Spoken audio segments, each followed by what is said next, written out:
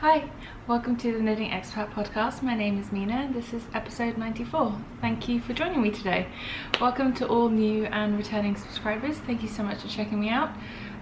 Especially thank you to those of you who have taken the time to introduce yourself in the introductions thread. I really appreciate it. And I also wanted to say, I noticed in the last few days that the channel's got over 12,000 subscribers, which is just insanity in itself. But thank you so much to everyone who's subscribed. It really means a lot to me that you guys come back week after week to see what I've been up to. Today is Friday the 27th of January. I'm recording a couple of days later than usual. I normally record and upload on Wednesdays, but if you follow me on Instagram, where you can find me as Knitting Expat, you'll know that our furniture arrived this last week, and so been a bit busy with getting unpacked and getting settled. So I am coming to you from our apartment in New York, where I'm living with my husband and our 2 cats, and I'm currently 37 weeks pregnant today exactly, with our first baby. So that's where we're at. Furniture arrived on Monday, mostly pretty much unpacked now, just a bit of organising left to do. My yarn has arrived. My supplies have arrived. So as you can see there in the corner, I've pulled everything out of the closet now and it just needs some organising. I'm halfway through organising, let's put it that way. But yeah, so anywhere if you want to find me online, I'll have everything linked below the video on YouTube in the description box, and there'll be links in the Ravelry group and on the show notes and all of that, and where you can find those are linked somewhere around this video, wherever you're watching it. We may be joined by one or both of the cats at some point today. Derek is asleep on a chair next to the table at this end, and Hugo is just over there on a cat tree, so he may pop over in a little bit. He usually comes over to say hi at some point on the podcast. I'm also sorry about any weird lighting. I'm still getting used to this setup. This seems to be the best place to record at the moment because I get the best sort of even lighting from the window. And I've also got the window open a crack for a bit of fresh air, so if you hear any sirens and stuff, well, that's just the city and I can't do anything about it. I do have my setup on a tripod this week, so it's slightly different than it has been for the last few weeks, and hopefully that will work out well. And I hope things aren't too far away and that I'll still be able to show things close up. Right, so I just want to see if there was anything else that I wanted to mention. Oh yeah, also thank you so much to everyone who submitted links and suggestions for recipes and stuff for us to try out. That's been great. I've sort of bookmarked a whole bunch of different websites and stuff to try out, and Perry and I are going to have to sit down and go through and come up with a list of dishes to try. We have a coupons code thread in the group, so if you are interested in potentially saving a bit of money whilst also purchasing some yarn, and there's Hugo, popped up to say hi. Hey buddy, say hello. He was napping in my chair earlier. Hey. I'm surprised actually, you don't normally jump that sort of distance from the floor to a table in one shot. Hey. Anyway, so like I was saying, we have the coupons code thread in the group, and I'm not sure what Hugo's going to do here. And then also wanted to let you guys know, again, if you follow me on Instagram or on Facebook, you'll have seen this already, but I have last week I updated okay, let me start that again. So at the beginning of this week, I updated the Mina's vanilla sock recipe pattern to include instructions on how to knit a pair of vanilla socks toe up, including how to do the modified heel flap adjustment technique toe up as well. Initially it was written just for cuff down, but I sort of reverse engineered it and managed to figure out how to do it toe up. Turns out not as complicated as I was making it out to be in my own head. So because I'm not traditionally a toe up sock knitter, the solution wasn't immediately obvious to me. I had to think about it for a while, but yeah. So for those of you who've been asking for that, that is now available. If you have already purchased a pattern, then you'll have received an update through Ravelry, and if you didn't get the notification, then just go to your library and update the pattern, and it should be there. And then what else was there? Okay, I have had a bit of an issue in the last, it's really been an issue for the last couple of weeks. I've noticed a massive increase in people contacting me for pattern support through Instagram and on Facebook and through my personal email address. Now the issue I have is my PayPal is linked to my personal email address, not my Knitting Expat email address, and my Knitting Expat email address is on all of my patterns. It's knittingexpat@gmail.com, very simple. And I specifically have that email set up for anything to do with the podcast and with my patterns. It's on all of my patterns. At the bottom of every page of every pattern is my email address. And sorry, I got cat fluff in my mouth. I would really appreciate if you guys would use that email or Ravelry private message to contact me for pattern support. Just because Instagram and Facebook are just not really appropriate avenues to contact for pattern support. A lot of my patterns are paid for patterns, and even through Instagram direct messaging, I don't get notifications for Instagram. I have my phone set up so it doesn't give me notifications. I only get the notifications when I go onto Instagram, so sometimes I might not even see your question if you post it on a picture and it's come off my feed, or if you send me a direct message, I sometimes don't get those notifications unless I physically go and look in my mailbox on Instagram, which sometimes I don't do for a few days, so I don't see your question until like several days after you've asked it. So really, email is the best way. knittingexpat@gmail.com is the best way, and it guarantee you the quickest response time for your questions, because I get an immediate notification for those emails, and my phone is almost always with me, and unless I'm sleeping or I've lost my phone, inevitably that is going to be the quickest way for you to get a response out of me with any pattern support questions. And another question that's actually come up a lot, again recently since I've released a vanilla sock pattern, is people having issues accessing the video for the German short row heel. Now the German short row heel video is on YouTube, but it's a private video, so you can only access it with the link that comes in the sock patterns that use the German short row heel, either the vanilla one or any of my other sock patterns that have that heel. So there is a link in the PDF pattern, but sometimes on some devices those links don't work directly through the PDF. I know some people have told me they've had issues using the links on iPhones or iPads and others or mobile devices. In those situations, you're just going to have to copy and paste the link, or if you're having issues on your computer as well, you just have to copy and paste the link to your browser, to your internet browser, and it should take you to the video. The link works. I've tried it several times, the link does work, but if it's not a clickable link through the PDF, then you'll just have to copy and paste it. So I hope that's okay. I can't do anything about that. I am sorry for Hugo blocking the screen. I hope he will move in a moment. There we go. So yeah, I just wanted to get that little bit of admin out of the way. It's something that I've noticed an increase of in the last couple of weeks. Both in terms of pattern support questions, which I absolutely don't mind, and by all means contact me for pattern support. That's what I'm here for, and I've always been happy to answer those sorts of questions. But I would just appreciate if you would use the most appropriate avenues for doing that versus just sending me a message on Instagram or on Facebook or commenting on a picture asking a question about a pattern, because it's not really the best way of doing it. I'm more likely to miss them that way. If you send me an email or a Ravelry private message, that's going to be your best bet of getting a response within a reasonable amount of time. So I just hope you guys can respect that and appreciate where I'm coming from with that. Okay, so I'll just move on and I'll give you a quick little rundown of the format for the podcast this week. We've got some finished objects to talk about, some works in progress. I have finally been, as you've seen, reunited with my stash and stuff, and therefore I've been reunited with my box of socks, and you can see some of them here. Move my bottle of water out of the way. You can see some of them here. So I'm going to talk about that. I posted a question to Instagram this morning to see if you guys would be interested to hear about it, and a lot of you were, so I'll talk about that.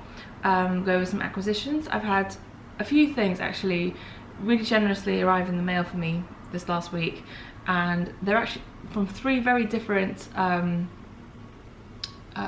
makers, shall we say. It's all yarn, but they're 3 very different types of yarn, so I thought that was quite interesting. I have quite a bit to talk about with Knitalong and giveaways. Knitalong news and giveaways, sorry. Hey, you're giving off so much fluff. My shawl is now covered in your fluff. So I've got to go over those details with you guys, and there will be a 12,000 subscriber giveaway, but I'll talk more about that later as well. Q&A, there's quite a lot of questions still in the thread to be answered, so I'm actually gonna try and answer all of them this week, if only because, like I said, I'm 37 weeks pregnant now, and I don't know how long, how much longer I'm gonna have to go before the baby gets here, so I don't want to leave any questions unanswered. And then finally we will end with a week in review. So that's kind of the format of the podcast. Feel free to skip ahead to whatever sections you would like, if you are not interested in certain parts. Hey buddy? Alright, so let's start with finished objects, and we'll start with the one that I'm wearing, and that is the Cozy Schlanket from the Cozy Schlanket Mystery Knitalong that I was hosting. And this is the one that I knit as part of the Knitalong. And I knit my version, let me grab the yarn to show you, out of the Fibre Company on their Cumbria worsted vase.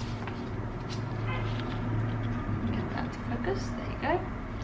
And this is, it says 90% wool, 10% mohair, but I'm pretty sure it's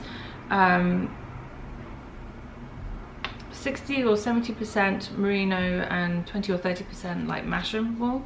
Yeah, it's a blend of Masham and merino wool and mohair.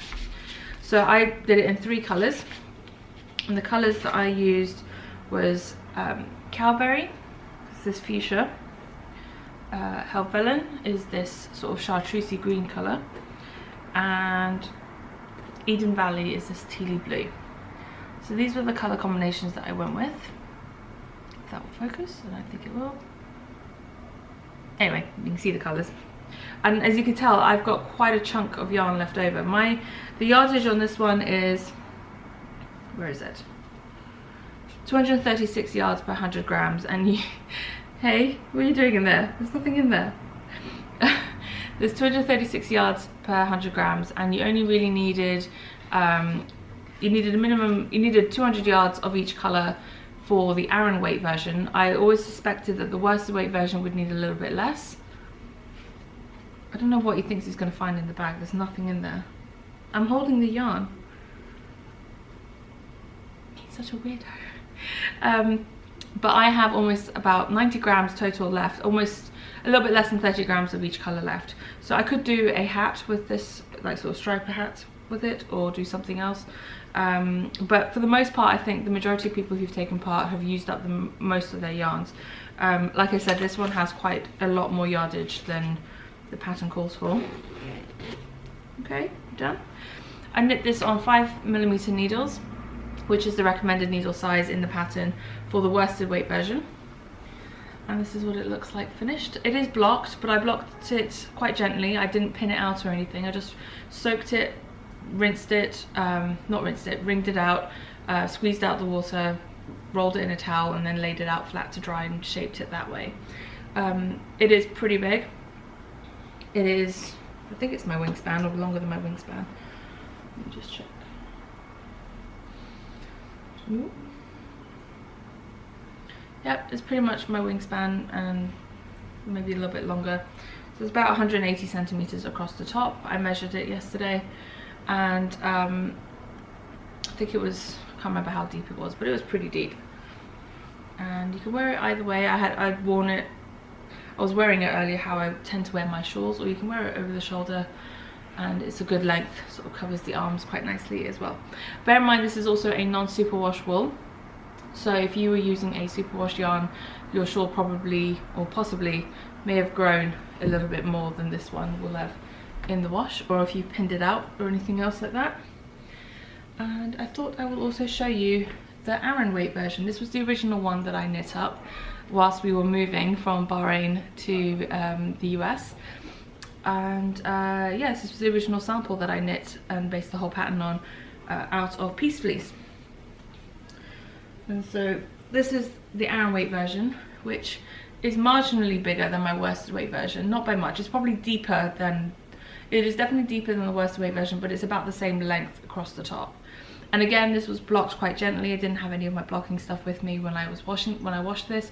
Just soaked it in some warm water with wool wash, squeezed out the water and laid it flat to dry. Didn't pin it or anything. And this is also a non-superwash wool, so it doesn't grow as much as a superwash yarn would.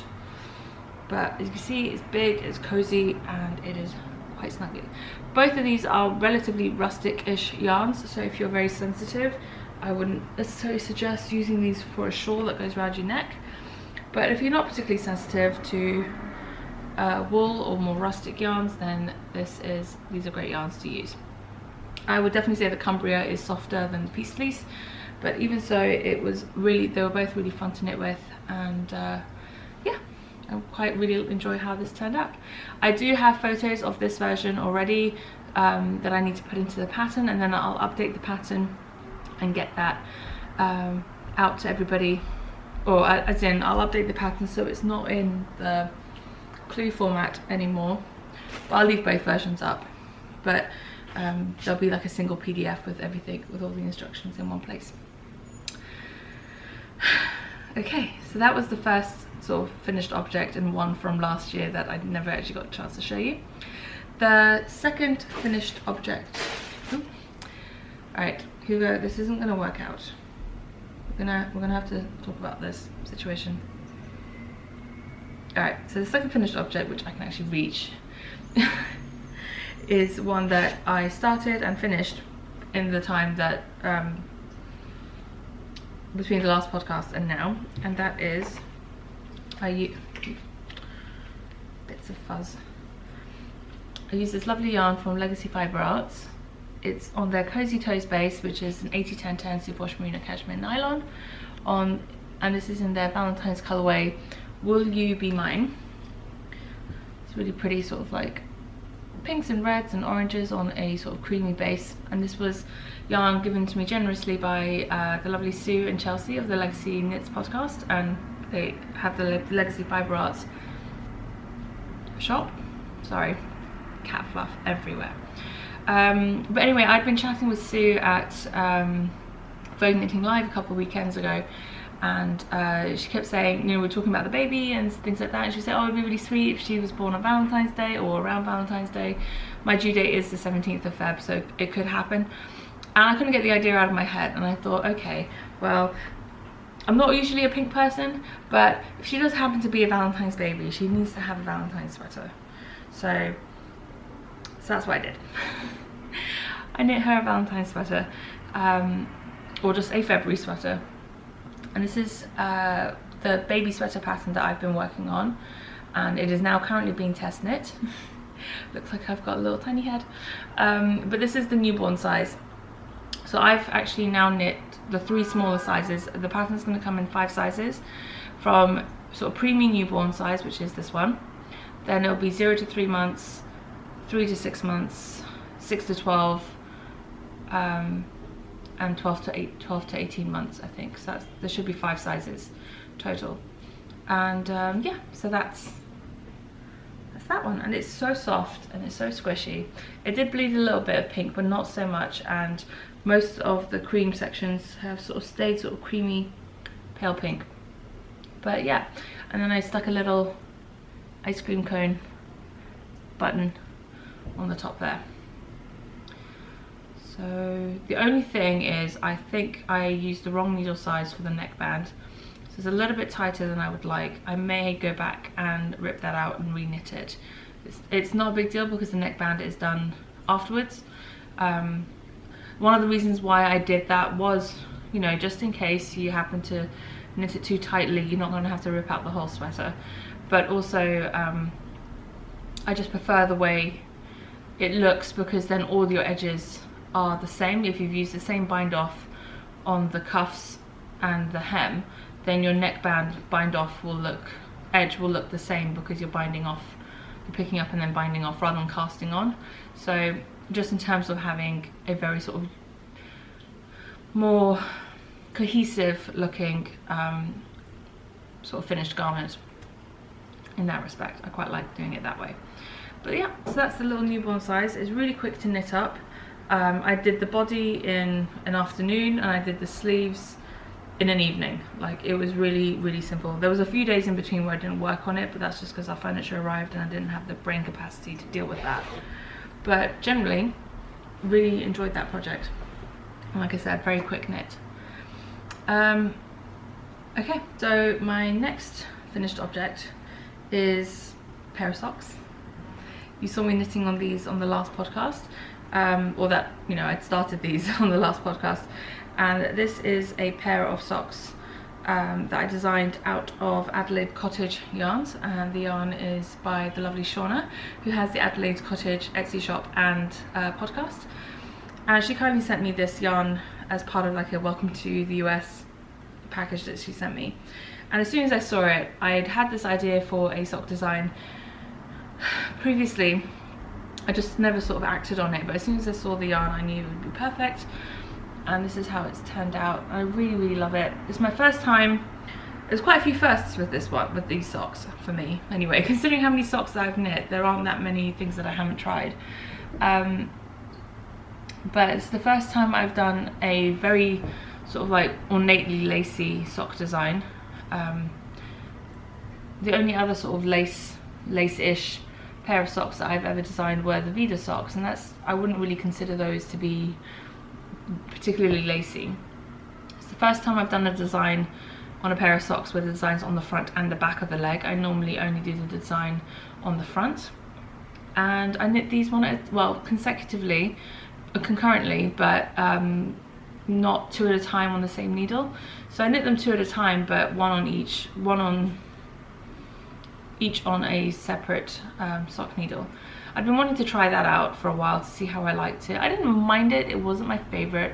I could see benefits of doing it that way, especially like if you're busy or something, and it's just sometimes easier to pick up and knit one round on one sock than it would be to knit one round on two socks on a longer circular needle.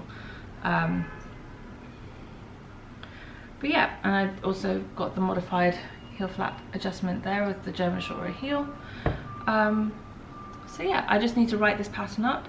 I've got a couple of people lined up to test knit it for me, and then it should be out pretty soon. So that's another finished object.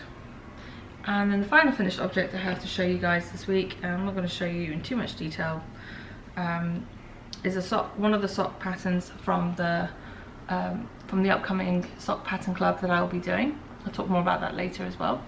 But this is yarn from the lovely Kelsey of Primrose Yarn Company.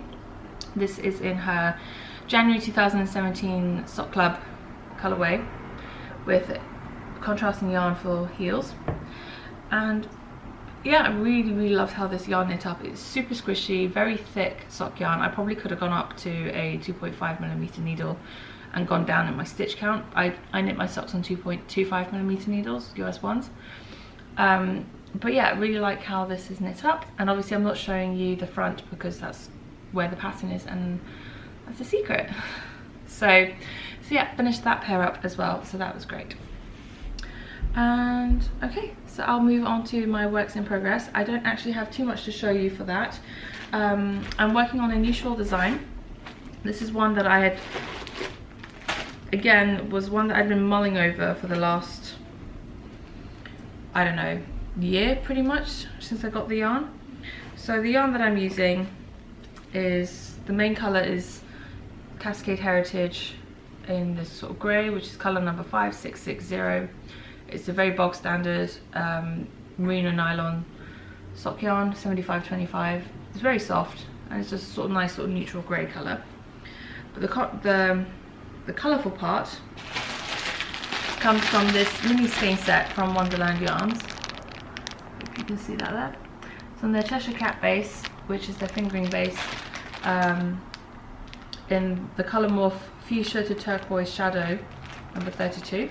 I actually picked this up at Vogue Knitting Live last year with the intention of designing a shawl using the mini skeins, and it took me a year to get around to it. But so these are the colours, and yeah, it's a bit washed out, but really like the sort of colour combination there, teals to purples and a bit of fuchsia at the end. And yeah, it's coming along great. It's going to be a really fun sort of texture and a bit of lace. Nothing too complicated. I'm not going to show you in too much detail, just because I want it to be a bit of a surprise. And that's kind of where I'm at the moment. I'd say I'm probably close to being halfway. It's going to be quite a nice large scarf slash shawl type wrap thing. I hope that makes sense. But yeah, it'll be very wearable, and I'm hoping to have that ready to be published sometime later this spring. Maybe early spring. I don't know, depends when I finish it and get the pattern written up. And my next work in progress, so that was being knit on US 5s, which are 3.75mm needles. All of my projects are knit on and have been knit on high sharps. I pretty much exclusively use those at the moment. I do have some other needles that I use as well, but since the move, my high sharps have been the needles I've had with me. Now I have my other needles back, so I might be changing it up. But just so you know, if I don't mention specifically what needles I'm using, those are usually what they are. So my final active work in progress in my Adelaide Cottage bag. I love this bag with the New York winter scenes on it. Absolutely perfect. Is another club pattern sock that I'm working on, and this is out of Once Upon a Corgi on her Marie Cutie base, which is 75/25 superwash Corriedale nylon in the Oswald for Mayor colorway, and that's what that looks like. It's beautiful sort of grey background with purples and greens and blues, very much my colour palette. And Gabby, who has the Once Upon a Corgi podcast, she had knit up a cropped top for herself out of that colorway, and it's beautiful and I love the colors, so I was really excited to use this for one of the designs. And as you can see, I'm doing something a little bit different for me. I'm knitting them toe up. I've decided to try and write all the patterns for this sock pattern club both toe up and cuff down. For the most part, it should be perfectly fine. Most of the designs that I am planning are, sorry about the sirens, most of the designs that I'm planning work perfectly well whether you go toe up or cuff down. They're not particularly directional so that it would look really weird either way. Sorry, I'm just gonna wait for that siren to go by.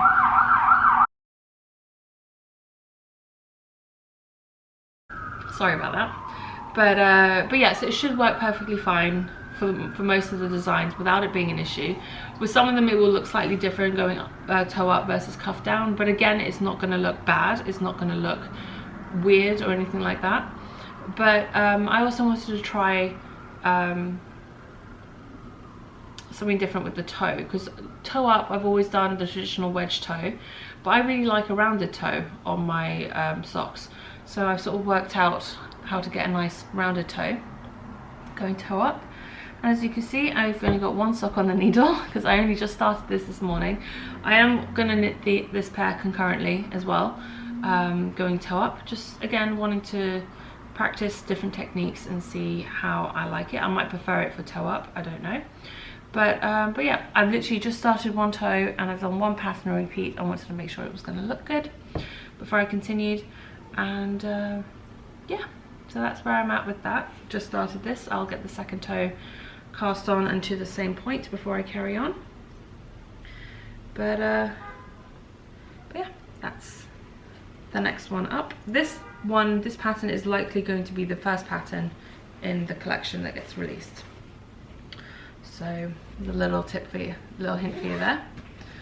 And the final work in progress, which actually isn't even a work in progress yet, is a test knit that I've signed up to do for the lovely Hohi.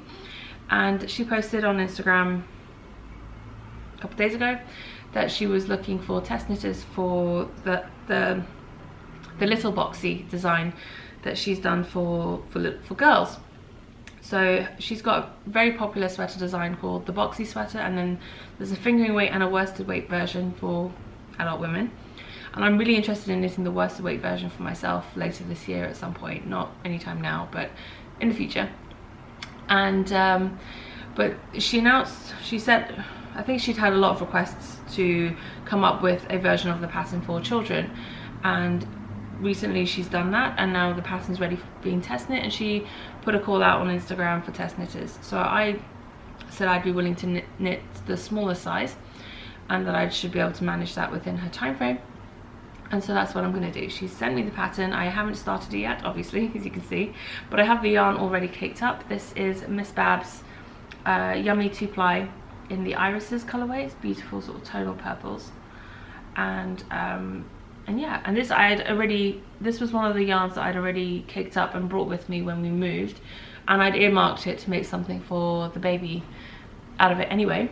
So this seems like a perfectly good reason to use it. So I'll be starting on this at some point, either today or tomorrow, as well, and getting going on that test knit for Hohi. So that's it for works in progress and for finished objects. Next up, I'm gonna go over my box of socks. There's a lot of stuff. I'm not gonna be able to show you everything in one shot, just because I'm not. But if you want to see a picture of all the socks, you can go to my Instagram and you can see the picture there. So last year I knit 90 pairs of socks, and I have 30 in my box. So I've given away 2/3 of all the socks that I knit last year. I do actually still have about 5 or 6 of them, actually no, more than that. I've about 8 of them that I haven't given away yet, but I've set aside to be presents for the future, for gift knits, for other people. So I had a few questions about, like I said, I posted to Instagram this morning to see if anyone would be interested in me going over my box of socks. Are you guys tired of hearing about it from other podcasters and stuff? But overwhelmingly, people seem to be quite interested in seeing and hearing about the socks. So I'm going to run through it quite well. I'm try not to take too long about it. But people ask questions like, why did I decide to keep these ones? What yarns did I use? Which yarns did I really enjoy working with? What have I learned from knitting so many socks? How to get better fitting socks and tips and stuff like that. And someone asked if my baby's going to be ever going to wear store-bought socks. And the answer to that is probably yes. I already have some store-bought socks for her. Only because, especially when they're children and babies and stuff, they kick their socks off, they lose their socks all the time. I'd be knitting socks constantly for her if she's going to keep losing them. And also, I haven't knit too many socks for her yet, to be perfectly honest, because I'm waiting for her to get here so then I can knit her socks that will fit her. I don't know if any of the socks I've knit are going to fit her when she's born or when she grows into them. Some of them are quite big, so I know she'll grow into them, but some of the smaller ones, I'm looking at them going, those are really small. I really don't know if those are going to fit a baby. So yeah, so I'm not going to say that she's never going to wear store-bought socks, because that seems a little bit impractical. But anyway, so we'll run through the box of socks. The reasons why I kept these particular socks, generally because I either really like the yarn, really like the colorway, really like the pattern that I did, or whatever it was, or the yarn has some sort of special meaning or something like that to me. Those are the general reasons why I would have chosen to keep the ones that I have. So I will run through it quite quickly. I have 1, 2, where are they? 3, 4 in here, 5 that are commercial sock yarns. So I have, this is from the Opal Sweet and Spicy range in the Cake Pops colorway, which I really enjoyed this. Really like this yarn. I really like the colors in it, and I added a fun little yellow heel. into that one, and I knit a really long cuff on this one, as you can see. Then I've also got this pair of socks in the Regia, Arnie and Carlos design line in the Fall Night colorway. Again with the yellow heel. This will always remind, this pair of socks will always remind me of the trip I took to Rome with my family last March. And yeah, there's these pair of socks that I knit whilst we were in Rome, so they have special meaning for that. And also I really like this colorway. Another pair of Regia Arnie and Carlos socks in the design line. This is in the Summer Nights colorway. It's interesting because it's the same yarn, same needle size, but quite clearly slightly different gauges. This one is slightly bigger than this one, but I knit this when we moved to New York, and I knit this about 9 months earlier, so I think my gauge was a bit tighter when I was working on these than they were when I was working on these.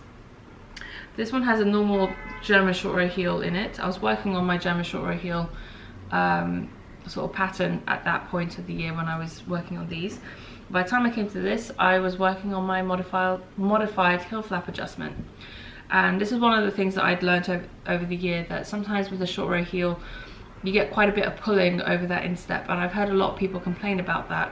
So towards the end of last year, around September, October time, I started experimenting with the idea of incorporating like a mini heel flap in with a German short row heel to give you that little bit of extra space. And this was one of the socks I was practicing it with. I have this pair of crazy salvable socks out of the Papagei colorway, which is means parrot. And again, this is one of the last pairs of socks I knit before we left Bahrain. Actually, I think this was the last pair of socks I finished before we left Bahrain, that I kept for myself anyway. So that was quite special. Then this is a pair of West Yorkshire Spinners socks out of the Kingfisher colorway. I kept this because I really like the colours. I knit this as part of the January Sockathon last year. I will admit, the West Yorkshire Spinners yarn, not my favourite. I did not enjoy knitting with it. It is very sturdy. It has got quite a bit of BFL content, and I have no issues with BFL. Some of my favourite socks are BFL socks, but I just didn't enjoy knitting with these. They hurt my hands. The yarn was very rough on my hands, and I've knit a couple of pairs out of West Yorkshire Spinners now, and I just never really enjoyed the feel of them. So I'm keeping these because I enjoy the colourway, and they obviously remind me of the Sockathon, but at the same time just not enjoyable to knit. I did not enjoy working with this yarn. I know a lot of people do, and that's fine, but it's just not my cup of tea. It does not suit me at all, and that is fine. Not everything's going to suit everybody. So that's my 5 pairs of commercial socks that I have. And the reason why I only have 5 out of the 30 that I've kept for myself is because I find that the commercial sock yarns, I mean, I've knit a lot of commercial sock yarn socks last year, but I find those are the best ones to gift to people because they are easier to care for, they are more likely to withstand being washed in a washing machine, and they are just generally a bit sturdier and more hard wearing than the merino nylon or 100% merino super soft like hand dyed yarns. Those are absolutely fine for socks, and as you'll see, most of the rest are those types of yarns. But in terms of gifting, I tend to err on the side of caution and don't want people to accidentally ruin their socks, so I try to go for the easiest care yarn option for gift knitting, which is why I've only kept these 5, because I really like these colorways, or you know, they have some sort of special meaning for me. Next up, we'll talk about the pattern socks, because I have some of those to talk about. So I have 3, 4, 5, 6, 7, 8, 9, 10, 11 pairs of patterned socks that I've kept for myself this year, and actually all of these are my own designs. This pair here is the Diagon Alley socks that I designed out of the Hedwig colorway by Black Trillium Fibers. And this was that skein of yarn where the two ends of the skein are very, very different. So much so that, you know, you'd think they were two completely different colorways altogether. But obviously one end was just way more speckled than the other. It doesn't bother me. I know a lot of people would have been bothered by it, but I actually think this would have been a really cool skein to use for like a shawl, because it would have like been almost like a gradient of speckles. But anyway, a pair of socks it became. This is a 100% merino, superwash merino yarn, but it's got quite a high twist and it was knit at quite a dense gauge, so I'm not too worried about it. And quite frankly, if my socks get holes in them, I will just darn it and I will fix it and I will keep wearing them until they fall apart. I'm not scared of fixing holes. I don't worry about holes forming in my socks. They will happen at some point. They happen in commercial socks, they will happen in hand knit socks. I've repaired holes in socks for my brother and for Perry before, so it's not really a big deal. Like they're gonna happen at some point, and I don't fret about it too much. Then the rest of these are designs from my Beyond Vanilla collections that I've kept. A lot of those I've gifted as well, or are earmarked to be gifted, but these are the ones I've kept for myself. So this was the, I'm trying to remember the names I came up with now. I think these were the Riverbend socks that I knit out of Knitting a Love Song yarn in the Sidewalk Chalk colorway. I'm not sure if you can see that texture there or not, but these were really fun and I really like the colorway again, and because I really wanted to keep these ones. Then we have another pair from the Beyond Vanilla collection, and I'm trying to remember what the pattern name was again. It's terrible that I can't remember my own patterns, the names of them. Let me just quickly check. I don't want to get it wrong.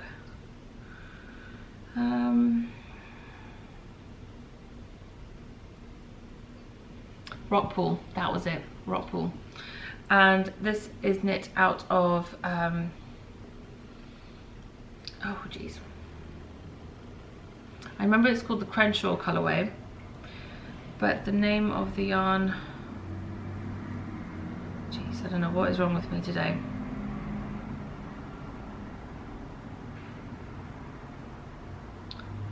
Sorry, this isn't Rockpool. I think this is still,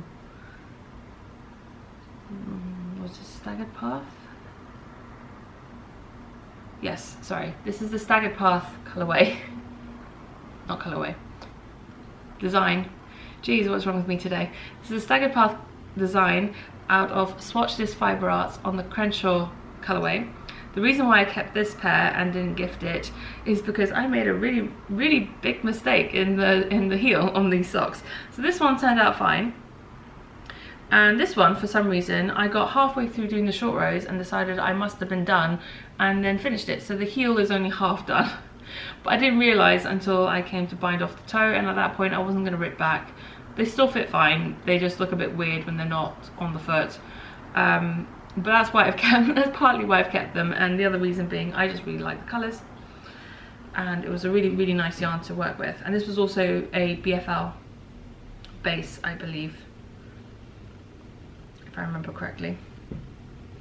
I also have that same pattern, the Staggered Path pattern, out of this beautiful rainbow striped colorway, and this really shows off the design and how it works with the self striping. And this is on Turtle Pearl, out of Turtle Pearl yarns, Turtle Toes in the colorway. And yeah, really love how these have turned out. And again, rainbows, so of course I kept these ones. These are Rockpool socks, knit out of Hedgehog Fibers in, I think this is one of their club colorways. Can't remember the name. Let me see if I've got it written down here. It was in one of the club colorways, Wink, that was the colorway name. And yeah, really fun sort of waffly texture stitch. Again, kept these because I don't normally go for these sorts of colors, like really, really bright neons, but I really liked how these worked up. And this was my first pair of socks that I knit out of Hedgehog Fibers for myself. So I wanted to keep these. Let me see. So I've got the original pebble socks that I knit out of the Wool Barn yarn, out of her colorway Pebble. And yeah, beautiful socks, inspired by the yarn, and really soft and squishy, very sort of lovely high twist. I think it's a merino nylon 80/20 blend, can't remember exactly, but it's super soft, and again, really love how these turned out. Then we have the original cobblestone socks, which was knit out of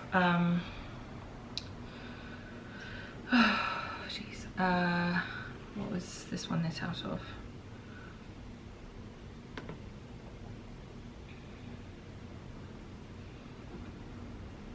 Trailing Clouds yarn, that was it, in the meandering colorway. And this was a lovely skein of yarn that was sent to me by a viewer. And again, I really like how the cobblestone pattern worked up in the self-striping as well. It just gives a nice texture. And again, really fun to knit.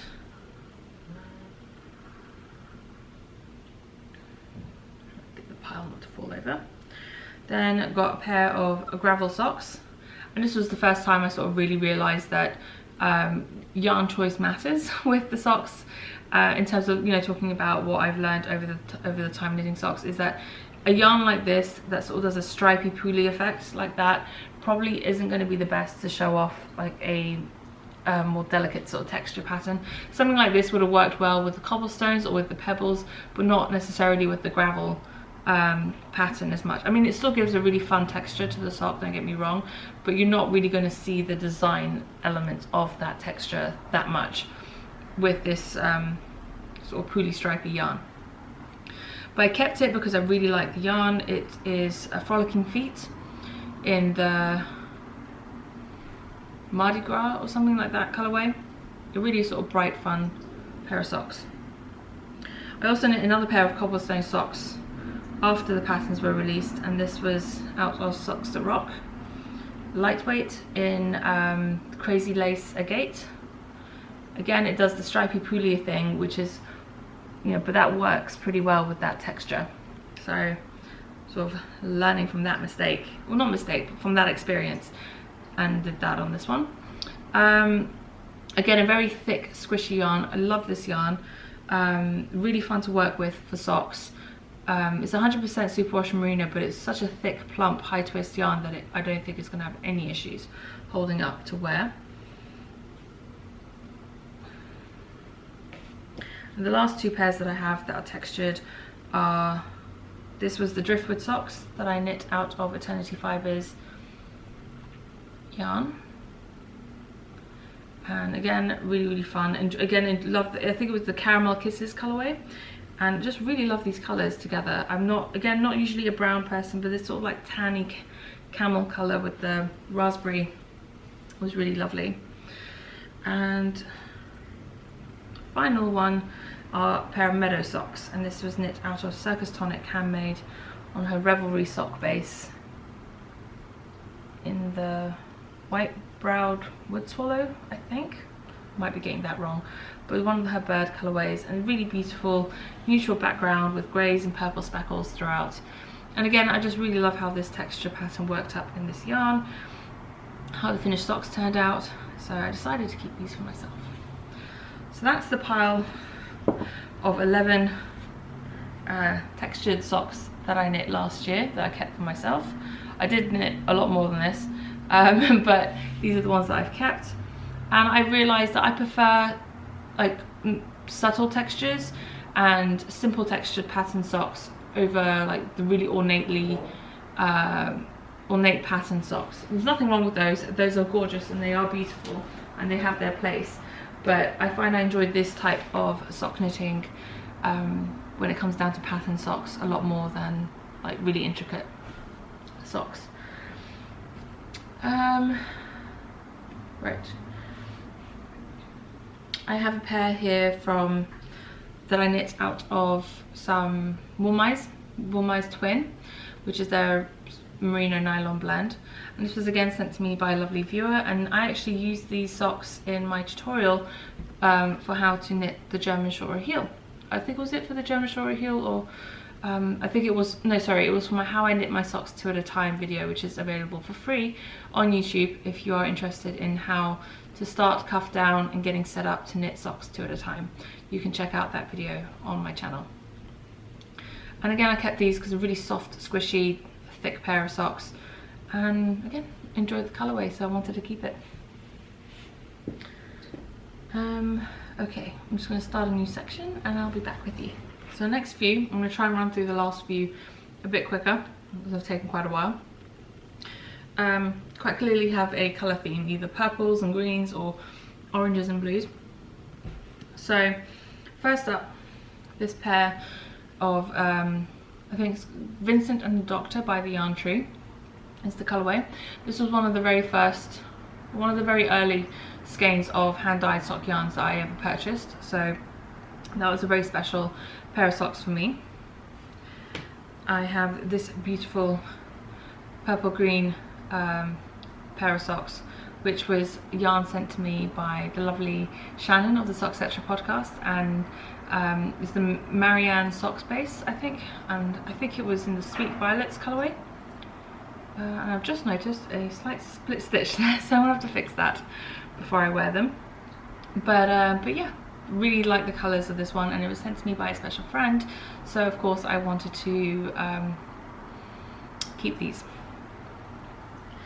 Then we have this pair of socks, which was sent to me by lovely Dag, who is Paper Dag on Instagram, and she has the Zeowolves yarn shop, or online yarn shop, and she kindly sent me this yarn to use as part of the sockathon, and I really liked how it knit up. It was a very dense, thick sock yarn. I can't remember which base it was on, but it was a very sort of plump sock yarn that I really enjoyed knitting with, and I have actually worn this pair a couple of times, but really lovely pair of socks. I have this beautiful pair of socks out of a very lovely special yarn dyed for me by Andy of the Andre C Knits podcast, and this is on her, if I remember correctly, it's an alpaca cashmere silk blend. Very luxurious pair of socks, and this was one actually that I wore a couple of times and then I snagged it on something, and I think I ripped a hole in it somewhere. Well, no, I didn't rip a hole in it, I snagged one of the stitches and it sort of loosened it up and I had to fix it. And I can't even find where it was now. It was on one of the feet, and I definitely had to patch it up a little bit from the inside to stop it becoming a hole. But really enjoyed knitting this pair of socks. I knit these as part of the sockathon as well, and they're just really soft socks. I have this pair the yarn is from Goth Heart Creations in the Christmas Smash Up colourway, which I really liked.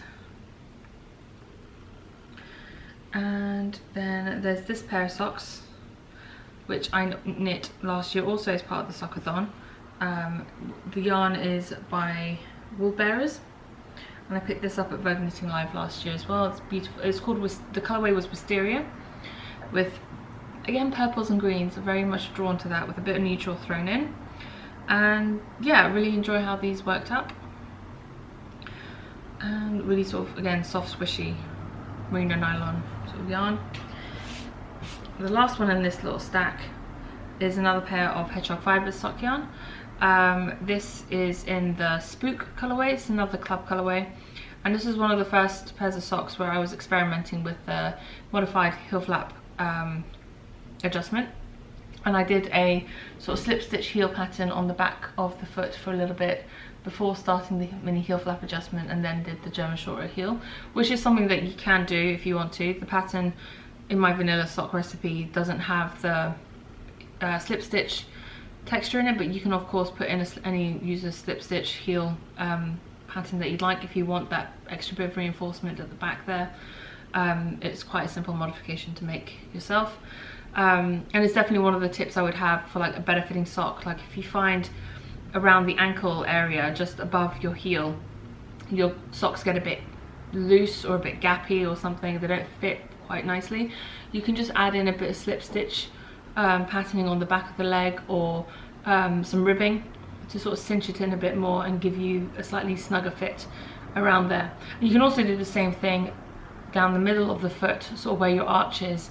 If you want a sock that sort of hugs the arch of your foot a little bit more, then you can put in some ribbing there as well, or some slip stitches to sort of like hug it to your foot a bit better, as it were. But I find that the modified heel flap adjustment is the perfect thing, just the perfect amount of additional material. It's not a lot, it is a very small amount, a very little triangle there. It's just enough material to give enough space over that instep for it to be not pulling as much. And there are instructions in the pattern on how to adjust how deep that mini heel flap is, so you don't have to do it for the full amount that is written in the pattern. You can actually adjust that. Next up, I'm just going to run through really quickly some of the self-striping socks. I've already talked, some of the ones I've shown you was self-striping as well, but these are the ones left that I haven't talked about yet. I have this lovely pair of socks from London House Yarns in the Four Founders colourway with the Harry Potter yarn. And then I have this beautiful pair of socks. The yarn is by Do You Knit, and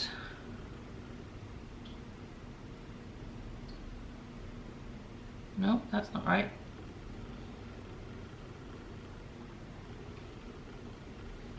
I've got this lovely pair of rainbow socks, and I absolutely love how these worked up. These are so much fun. And the final self-striping pair that I have is a skein from Nomadic Yarns, which was sent to me by the lovely Melissa of the Spicy Homemaker podcast as part of the expat yarn swap that we did, and she sent me this on Ashley's BFL base. It's the Brit sock base in the Get Lucky colourway, and I popped in some purple heels, so I really enjoy how that worked up as well. And then I have this pair of socks kind of like my special mishmash pair of socks that I probably never will wear, just because these are more of a memento than anything else. And this is all the minis. I did a Frankenstein sock from all the leftovers from the socks that I knit during the sockathon last January. So there's a lot of yarn in these socks. They do fit, they're fine, but I probably won't wear them because I want to keep them as they are, as a memento of the craziness that was. And finally, these are some of this is probably one of my favourite sock yarns, or yarns to use for socks, is Kristen of Vine's footsie base. And this is her Outlander colourway, and I knit this at the beginning of last year. This was actually the second pair of socks I knit last year as part of the sockathon, and this is on her Deck the Halls base colourway, sorry, also on footsie. And this was the very last pair of socks I finished at the end of last year. So one of the first and the last pair of socks I knit last year was out of Kristen's footsie base. Again, you can see that this sock is bigger than this sock, and I think what it is just my gauge is loosened over the year. From January to December, there is quite a noticeable size difference. Let me see if I can, other than the fact that this one has the modified heel flap adjustment on it, you can see that, you know, there's a good extra couple of inches on this one. I actually think I did the Outlander sock on 60 stitches rather than 64 as well, which would also explain why there's a bit of a difference, but there's more than 4 stitches different between them. So I think my gauge on this one, on the last pair, is just a little bit looser. So yeah, that pretty much covers the 30 pairs of socks that I kept in my box of socks from last year. I think I covered most of the colorways as well. So yeah, a lot of socks.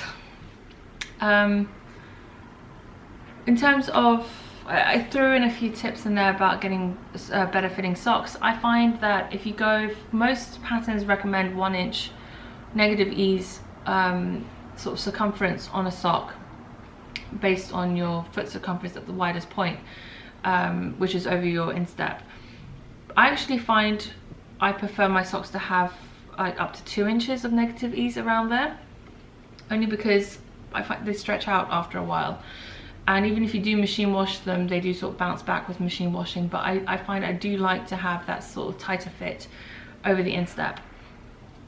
And I mentioned again, if you get baggy issues around your ankles that you don't like, you can throw in some ribbing or some slip stitches at the back to sort of snug that up a little bit.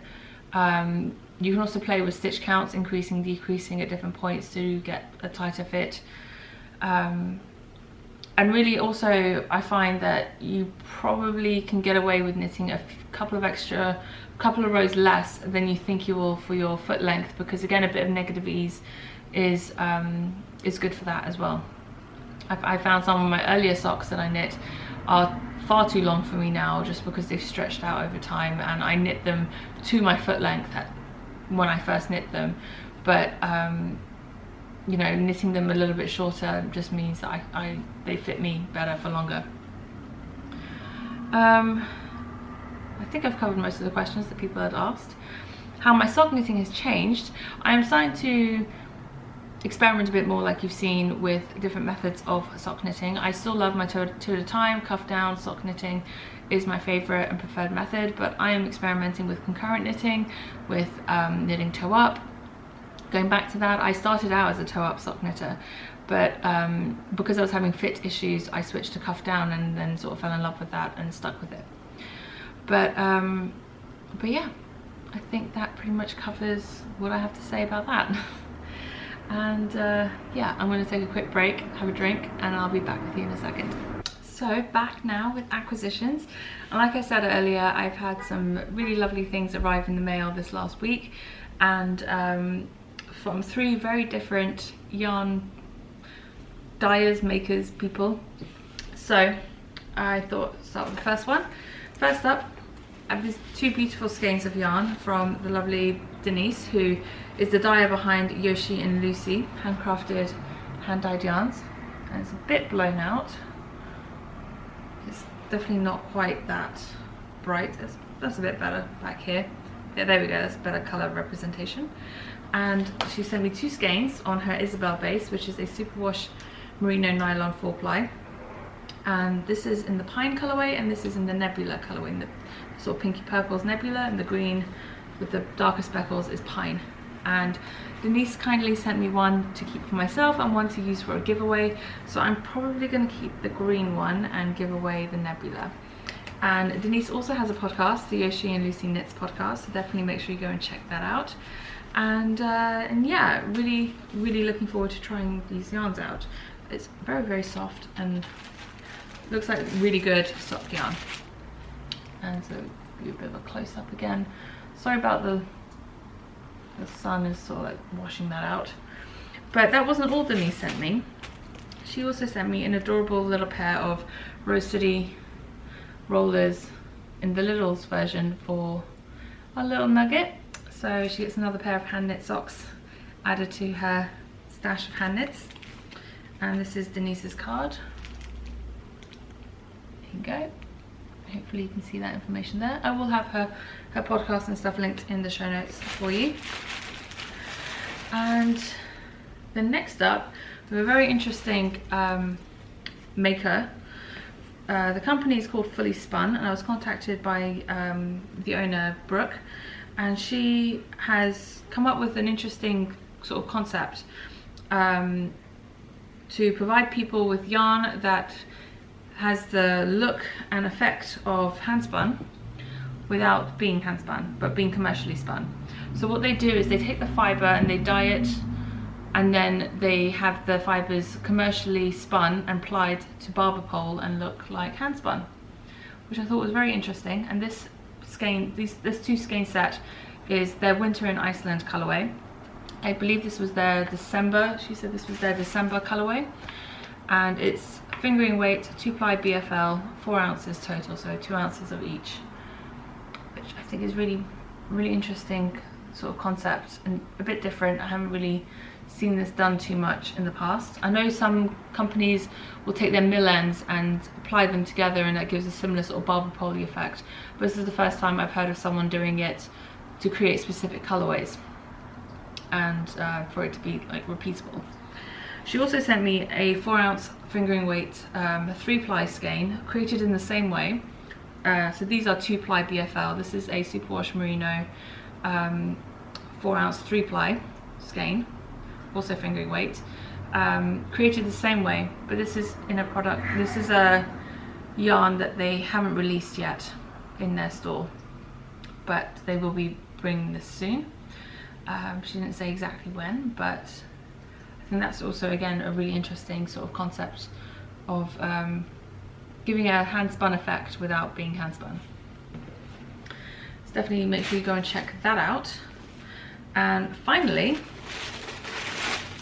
the lovely Maria of Ninja Chickens and the Ninja Chickens podcast, who I spoke about a couple of weeks ago, she contacted me to see if I'd be interested in collaborating with her on a design. So she also is a co-owner in a yarn company with a friend of hers called Fern Fiber, and they deal with again, very different from the other two makers in that they get small batch fleeces, I guess is how you would phrase it, and they have them processed and milled, and then they come back to, she gets them back, and then they naturally dye them using natural dyes. And I don't believe they're all non-superwash. So the yarn that she sent me is from Robin and Squeaky, I believe those are the sheep's names. It's 100% Romney, 300 yards in 4 ounces, and it's a sport weight. And so we were talking about what the design is going to be, a shawl, and it's going to be a 2-color shawl. And so she sent me these beautiful skeins. This is the undyed, so this is what the yarn looked like when it got back to her from the mill. It's undyed grey sort of base colour. It's really, really beautiful. And it's a very sort of squishy, soft, spongy, and I've never worked with a Romney yarn before, so I'm looking forward to giving that a go. And I love how it's got thick and thin bits in it, and it's just going to be really nice, and it's soft enough, I think, to wear next to skin without it being an issue. And then she's also sent me 2 skeins of this beautiful rich green colour, and it's really tonal and beautiful, and this was dyed with goldenrod and indigo. So the goldenrod is yellow and the indigo is blue, it gives you a lovely green, and yeah, it's just stunning. I can't wait to get started on this design. I really have a couple of ideas sort of planned in my head. I just need to sit down and work out some of the details and see which would work best. But this lovely squishiness, and this is going to be a lovely big shawl. There's 3 skeins of sport weight here, so that's going to be a pretty decent size. And again, make sure you check out Maria's Fern Fiber online shop as well. So I will have all of those shops that I just mentioned in the show notes for you guys. Hopefully, at least the names. If not, I'll have them linked as well for you. Right, so moving on to Knitalong and giveaway news. First up, I want to apologise to the people who have donated prizes to the podcast and I've forgotten to mention them. I've been a little bit behind in terms of mentioning these, but I've been generously donated a number of patterns and prizes by viewers of the podcast, but that I want to mention now. So the lovely Verena, who is the Wool Club on Instagram and Ravelry, has donated a copy of her 2 latest sock patterns, the Mirror Work socks and the Mistletoe socks. And Amy of the Periscoping Sisters podcast has donated a copy of her latest shawl design, which is the Free the Minis wrap, which is a really fun sort of asymmetrical shawl wrap design to use up as many of your minis as you'd like.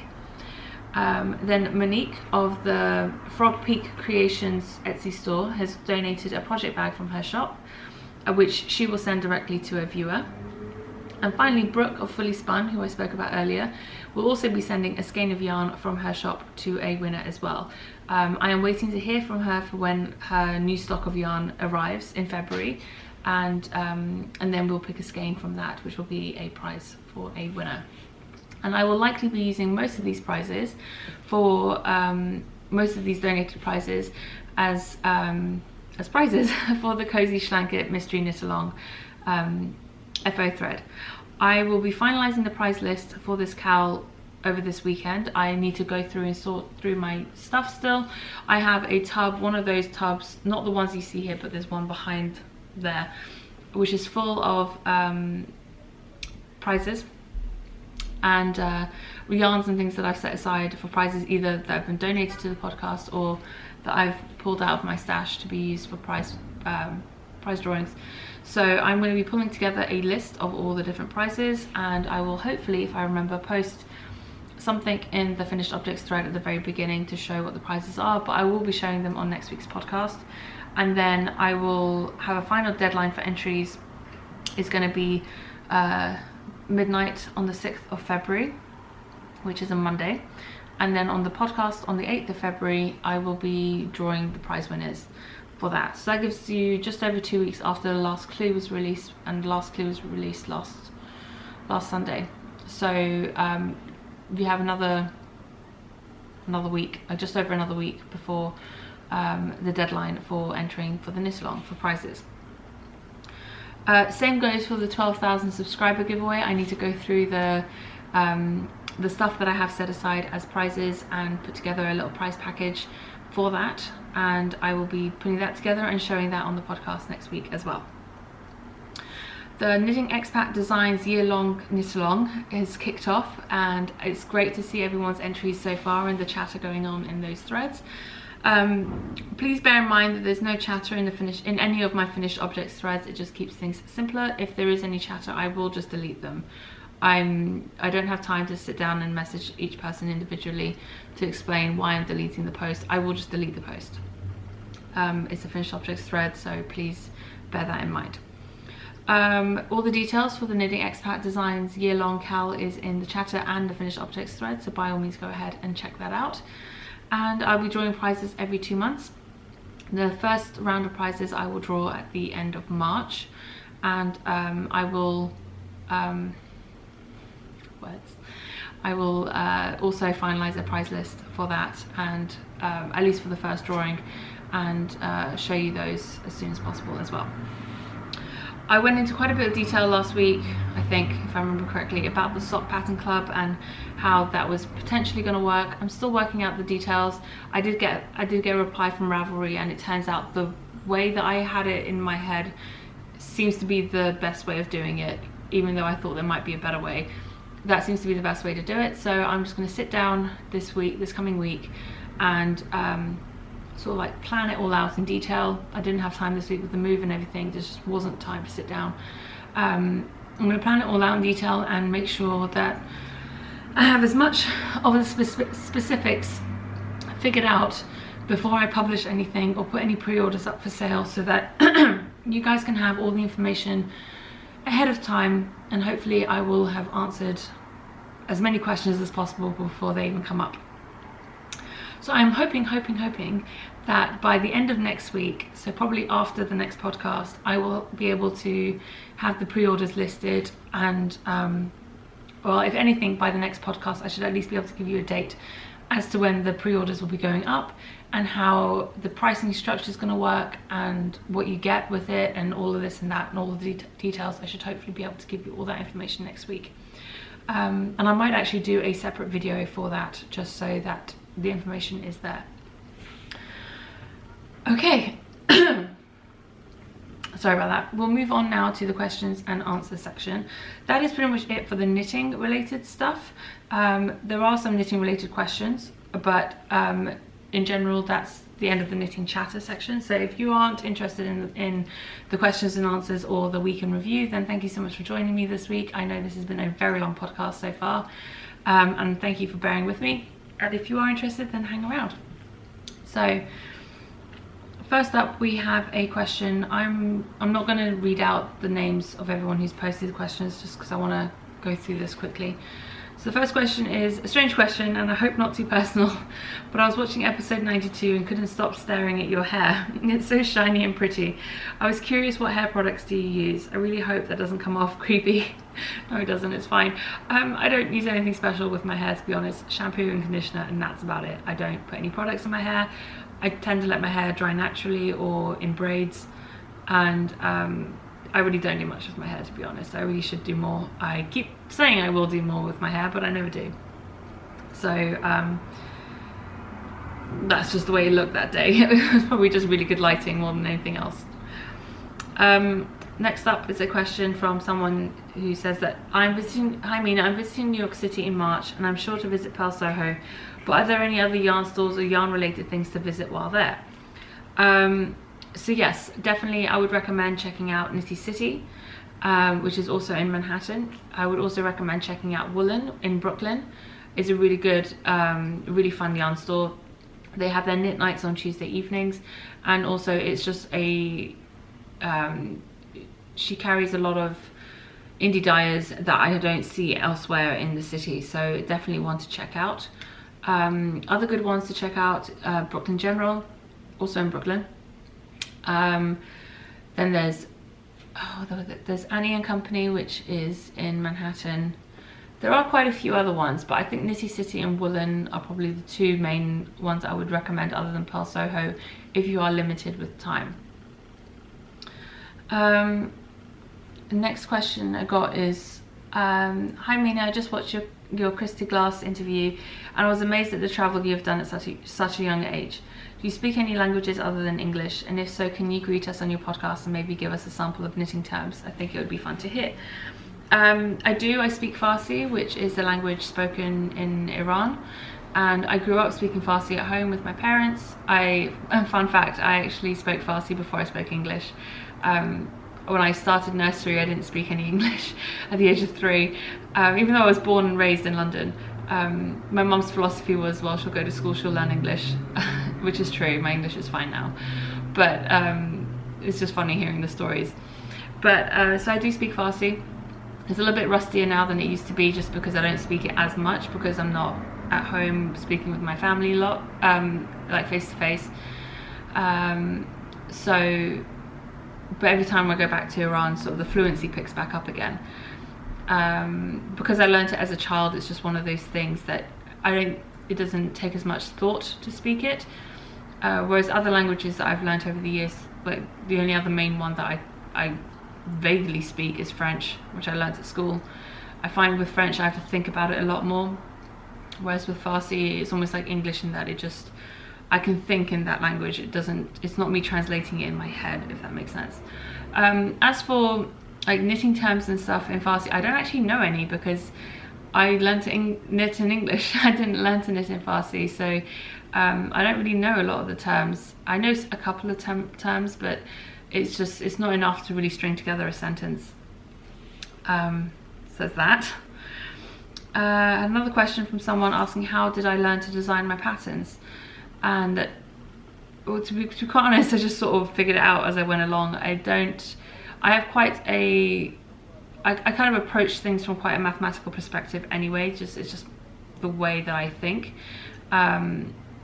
So numbers and maths and figuring things out in that sort of sense never scared me. I was never worried about trying to figure out how things worked, and a lot of knitting is just basic maths.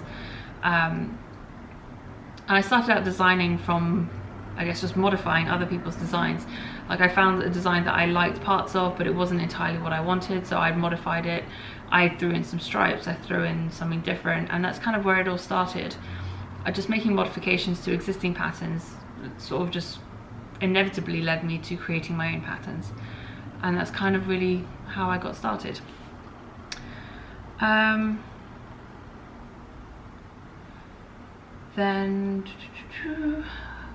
Then we've got another question from someone asking, when you join a contrast color for your heels and toes, do you make a knot to secure the join? And how are you weaving in the contrast color ends so that you have no gaps at the heel and toe? Okay, so what I do is I'll join the contrast color yarn, and I will tie a knot initially just to hold it in place. Then once I finish knitting the sock, I go back and I take out the knots. I don't leave the knots in, and then I just weave in the ends, making sure that I don't leave a hole when I'm done. That is literally all I do. There is nothing complicated about it. There is nothing intrinsically like special about it. I know that Christina of the Cozy Knitter, who's the Cozy Knitter and one half of the Die Another Day podcast, she recently did a tutorial on their YouTube channel showing how she weaves in her contrast color, or how she weaves in the ends of her yarns when she switches for contrast color heel and toe as she knits. So if you're interested in that technique, you can go and check out that video on their channel, on the Die Another Day podcast channel on YouTube. But otherwise I don't do anything special. I do tie a knot, but I don't leave it in there. It's a temporary knot just to hold the yarn in place so the tail doesn't come out. So I hope that helps answer your question. It is actually a question I've answered before, but it's been a while, so I don't mind answering it again. And Hugo's back on the table, so he might pop over. Someone has asked about if they'd like to know that if I ever have the time, would I do a tutorial on the hand spinner and from how to start it and how to take off the spinner. She said she's ordered one but hasn't used it yet. I won't be doing a tutorial anytime soon. I've already explained that I'm not really going to be able to do tutorials until probably the summer, after things settle down with the baby. I'm not entirely sure what my schedule is going to be like, but I'm just not planning to do anything like that for a while. Sorry, Hugo's right up by the camera.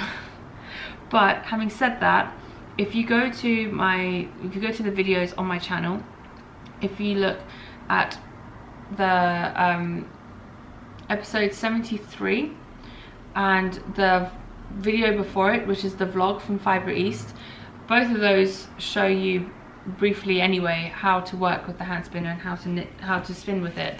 The vlog actually shows the guy that I bought the hand spinner from. There's a video clip in there of him showing me how to work it and that's literally the only instruction I've ever had, was what you see in that video. And then I showed again briefly how to use the hand spinner on episode 73, which is the podcast that I did just after Fibre East. So if you want to see how to do it, then you can go check those out. They aren't tutorials in the traditional sense, but like I said, what you see in the Fibre East vlog is the only thing I ever saw on how to spin on the hand spinner. It's the only instruction I've ever had. So if I can figure it out, you can figure it out. And as for other things, in terms of getting the yarn off you just take it off the spinner. You either wrap it around a toilet roll or you roll it into a ball. And then there are plenty of videos on YouTube about how to ply and stuff like that. So I hope that helps. Let's see. There's definitely a couple more questions in here. Okay, one last question. So, and says, I have a question that may or may not have a definite answer yet, and that's whether you were planning on taking any, like, quote unquote maternity leave from the podcast. I don't want to see you go, but the first few weeks of a new baby are stressful enough that I really hope you don't feel pressure to record all the time too. So whilst I don't have a definitive answer, I don't really know how things are going to go when she gets here.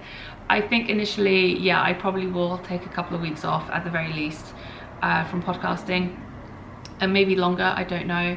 My mum's going to be coming out towards the end of February, hopefully, fingers crossed, if everything doesn't go belly up.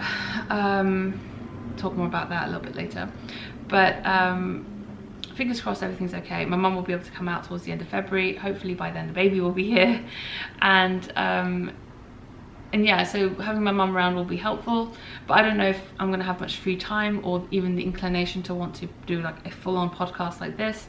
I might end up doing like a short check-in video or some sort of vlog style videos instead, to kind of fill in the gaps so there's still a bit of something happening on the channel and so you guys can see what I'm up to, but nothing as formal as a podcast like this. Hey buddy. So I hope that answers that question. And that's the last of the questions in that thread. So if you do have any questions for me, feel free to pop into that thread and check that out. Right, so now moving on to week in review. So as you can see behind me, our furniture is here, as I've mentioned before. Most things are sorted now. We just have a few things left to tidy up, which should be done by the end of this weekend, and then we'll be fully moved in pretty much a week after the furniture arrived, which will be great.